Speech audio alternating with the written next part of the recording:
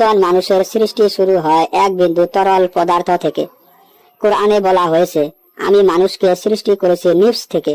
সূরা মুমিনুন 23, 12, 14 বলা হয়েছে, আমি মানুষকে সৃষ্টি করেছি মাটির নির্যাস থেকে, তারপর তাকে স্থাপন করেছি নিরাপদ জায়গায়, জরায়ুতে। এরপর আমি নুতফা করেছি, তারপর আলকা, তারপর মুদগা। আধুনিক বিজ্ঞান বলে মানুষের জন্ম শুরু হয় স্পার্ম ও ডিম্বাণুর মিলনে।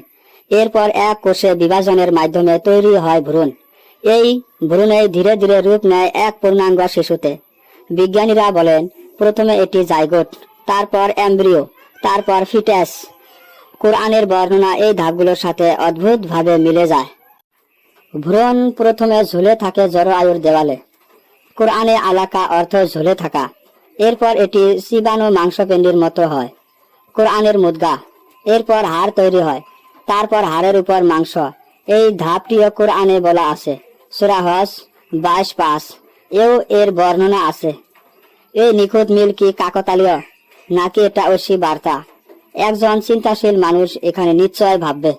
সপ্তম শতাব্দীতে বিজ্ঞান ছিল অনেক পিছিয়ে, মাইক্রোস্কোপও ছিল না, আল্ট্রাসাউন্ড ছিল না।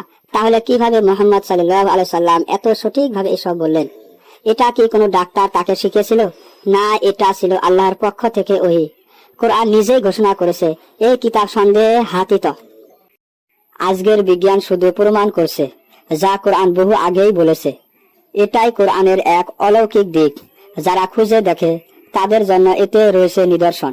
আপনি কি এই নিদর্শনকে গ্রহণ করবেন? কোরআন পড়ুন, বুঝুন, ভাবুন। ইসলাম একমাত্র সত্য। বিজ্ঞান যার প্রমাণ দিচ্ছে বারবার।